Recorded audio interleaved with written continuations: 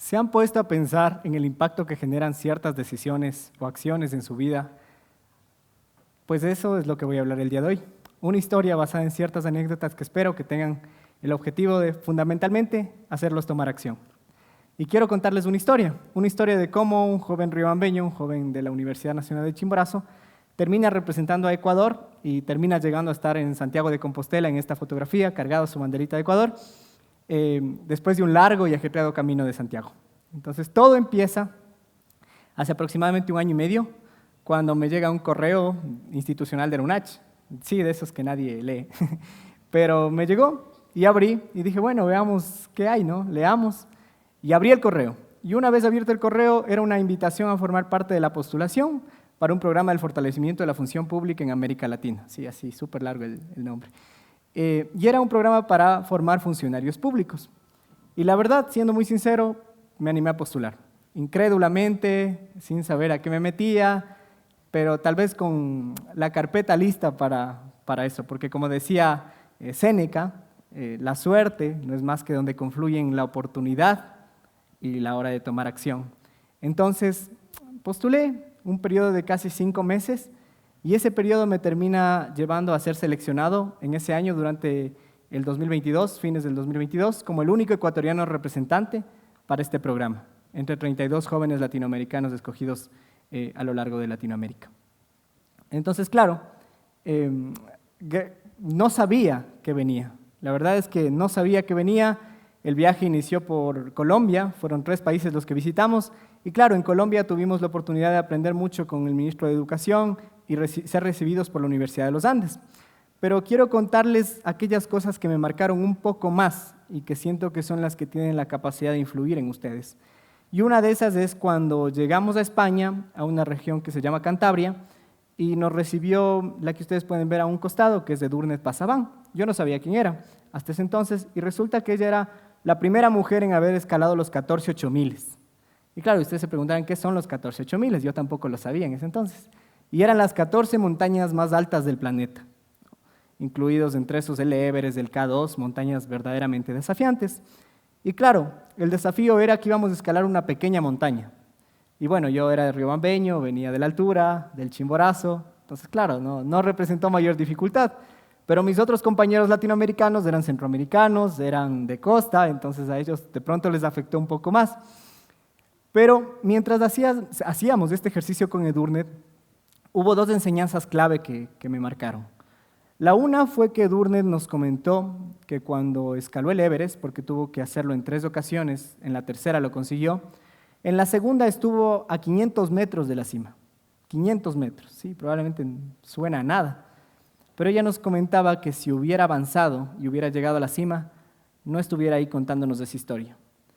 Y era una de las primeras lecciones porque cuando uno hace activismo, cuando uno hace cualquier actividad que involucre desafiarse a sí mismo o cuando uno está en movimiento, también hay que reconocer que hay que hacer pausas y hay que decir que no a veces.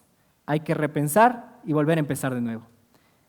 Y la otra lección que nos dejó Edurne Pasaban era que ella ya había escalado con un equipo las 14 montañas más altas del planeta, ¿no? Y se seguían preparando para aventurarse a nuevos retos. Entonces se van a entrenar en una montaña de menos de 5000 metros, una montaña pequeña, un entrenamiento para gente tan experimentada. Y se sucede una avalancha y entierra a medio equipo. Y de ese medio equipo se mueren 2 personas que eran hermanos. Entonces Edurne tuvo que ir con ellos y tuvo que ir al duelo de ellos.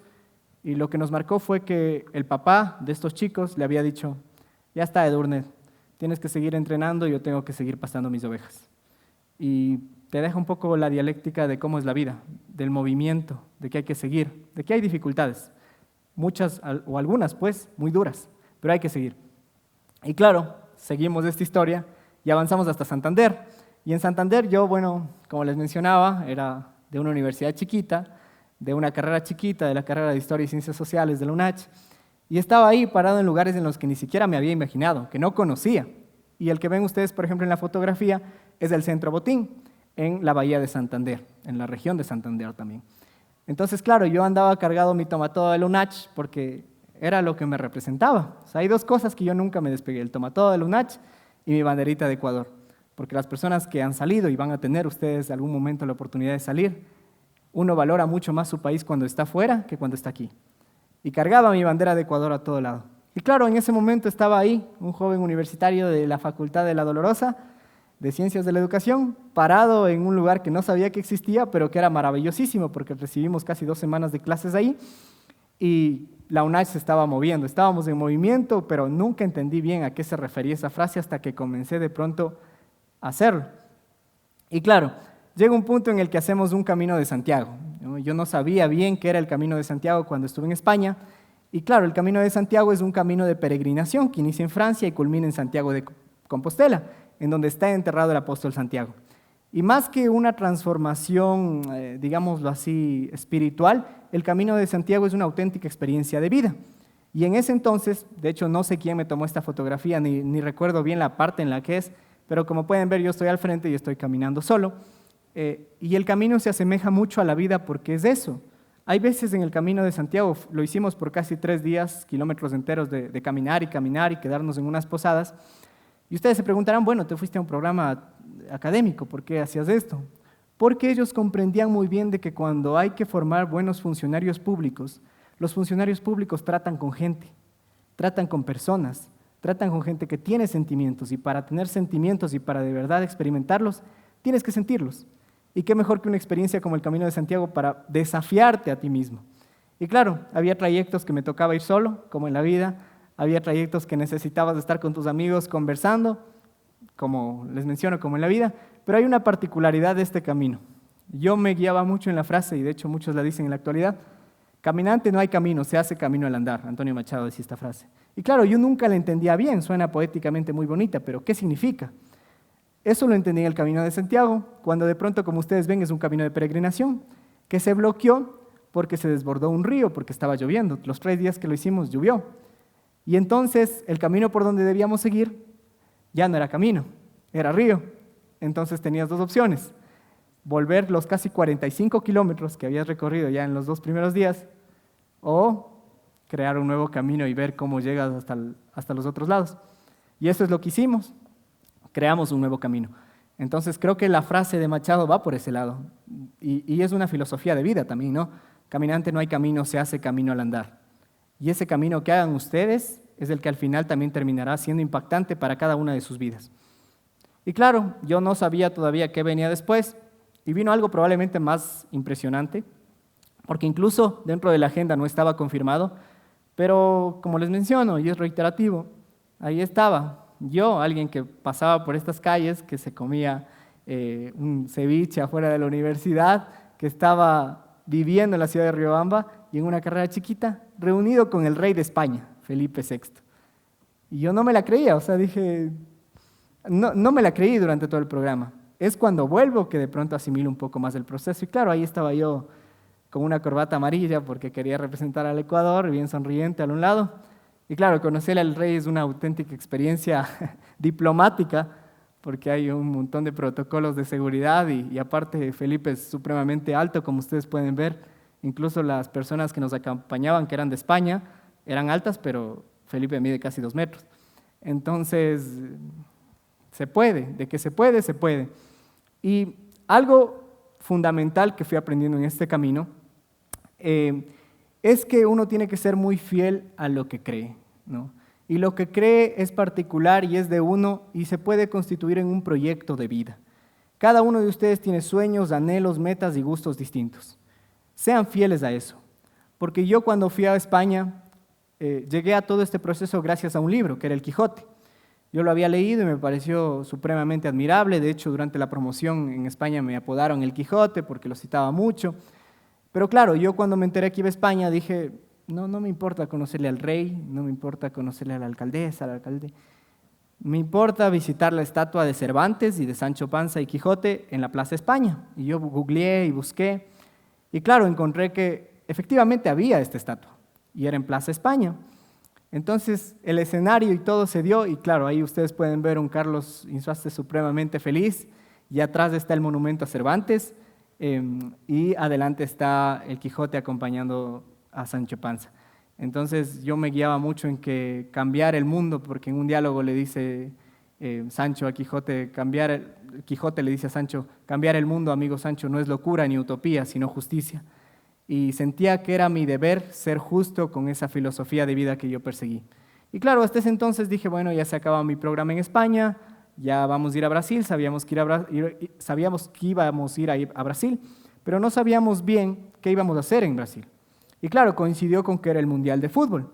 Y vivir un Mundial de Fútbol en Brasil era prácticamente otro escenario, gente muy apegada a la cultura futbolera, muy revanchista con países como Argentina, por ejemplo. Pero dije, bueno, vamos a estudiar, vamos a prepararnos, y por esas cosas que también llamamos azares de la vida, pues terminamos conociendo nuestra primera maravilla del mundo para unos. Y ahí me pueden ver en el Cristo Redentor en Río de Janeiro. Y entonces, claro, ahí ya culminaba la fase de orgullo porque estaba cargado mi banderita subiendo a uno de los monumentos más importantes de Latinoamérica y del mundo como tal, una maravilla del mundo, y no me desprendía de la banderita de Ecuador, ¿no? Y valoraba tanto Ecuador que ahí les hago como una rebobinación cuando estuve en Santiago de Compostela, una plaza enorme de casi 3.000 personas, y justo ese día habían llegado personas de otros proyectos de realizar en el Camino de Santiago. Claro, era mi única bandera de Ecuador que entre casi 3.000, 4.000 personas estaba en la plaza, porque todo el mundo lleva sus banderas, y ves banderas dominicanas, ves banderas peruanas, las mexicanas que son las que más hay, y ves banderas de todo el mundo. Y de pronto ahí en un puntito había una bandera ecuatoriana, y era la mía, y estaba caminando y caminando. Entonces, claro, el desafío más grande después de todo esto era volver y traer tanta información. Y la traje, y cuando la traje, tuve la oportunidad de ser beneficiario de otro programa educativo, que fue ganar una beca para Harvard. Entonces gané una beca para Harvard, para una estancia corta en Harvard University, y claro, este fue un desafío nuevo incluso para mí mismo. ¿Por qué? Porque si bien es cierto, hablaba inglés, pero una cosa es hablar inglés aquí entre nosotros y otra cosa es hablarlo con gente nativa. Y claro, y tenía que hacer este programa en inglés. Y lo hice en la ciudad de Boston, en donde está Harvard University, y aunque no lo crean, yo usaba mucho el buzo de Harvard durante mi estancia en la UNACH y decía, no, ha sido un sueño descabellado, algún día, ojalá pueda visitarlo. Y se me dio, la visité. Pero luego de esto vino algo más complicado todavía y es probablemente la enseñanza mayor, que tenía que volver de la visita exterior, volver de los países que conocí y traer todas esas experiencias para compartirlas con ustedes y para cambiar mi ciudad, porque yo no me había olvidado que soy de una parroquia, soy de Calpi, soy de una ciudad, soy de Riobamba, soy de una provincia, Chimborazo, que tiene sus problemas, y soy de un país que es Ecuador. Entonces yo no me había olvidado de eso y que todavía teníamos un trabajo arduo por hacer en Ecuador. Entonces cuando volví, yo descubrí que el poder de estar en movimiento puede llevarte a grandes cosas. Y comenzamos a obrar, y comenzamos a seguir trabajando con jóvenes y a seguir creando espacios de diálogo, de ayuda, de fortalecimiento político, de todo lo que involucra ser joven. Porque después de todo, ser joven debería ser una etapa en la cual vives tu mejor tiempo. No solo en una universidad, no solo en un espacio, sino que vives tu mejor tiempo de vida probablemente. Y claro, las imágenes que ustedes ven ahí mayormente son de todos los grupos juveniles con los que hemos estado trabajando y estamos trabajando en Riobamba, desde el UNACH, desde las redes, desde los espacios en los que se puede construir. Entonces, el aprendizaje de todo esto es que siempre es clave estar en movimiento, siempre se puede generar cambios. Y hasta cierto punto, si yo pude, una persona que estudiaba en una universidad, como les digo, chiquita, en una carrera chiquita que no es incluso de las más cotizadas, en una facultad que estaba al sur de la ciudad casi, y que era de una parroquia rural, que era de Calpi, estaba reunido ahí con el rey de España. Y luego estaba parado en Harvard University. Y luego estaba parado en una primera maravilla del mundo. Y cuando tú sales, vuelves con un deseo mucho más ambicioso, de que quieres conocer más para servir mejor. Y esa es mi filosofía ahora. Ser más, aprender más, capacitarme más, enriquecerme más para servir mejor a mi ciudad, a la gente, a los espacios que nos dan para poder compartir con jóvenes, con adultos, con personas de la tercera edad y cambiar, generar cambios. Pero a todo esto les hago una pregunta. ¿Qué hubiera pasado si yo no abría ese correo hace 1 año y medio? Probablemente nada de estas diapositivas fueran realidad y ninguna de las historias que les cuento les habría generado impacto porque no existirían simplemente. Entonces, siempre hay que ponerse metas más ambiciosas. Siempre se puede lograr, se puede generar cambios. Y a mí me gusta mucho Eduardo Galeano que decía que hay que perseguir utopías. ¿Pero qué son las utopías? aquellas que se alejan 20 pasos y te obligan a ti a caminar 20 pasos más. Tú sabes que nunca las vas a alcanzar, pero le preguntaron a Galeano al final, entonces, Eduardo, ¿para qué sirve la utopía? Sirve para eso, para caminar. Muchas gracias.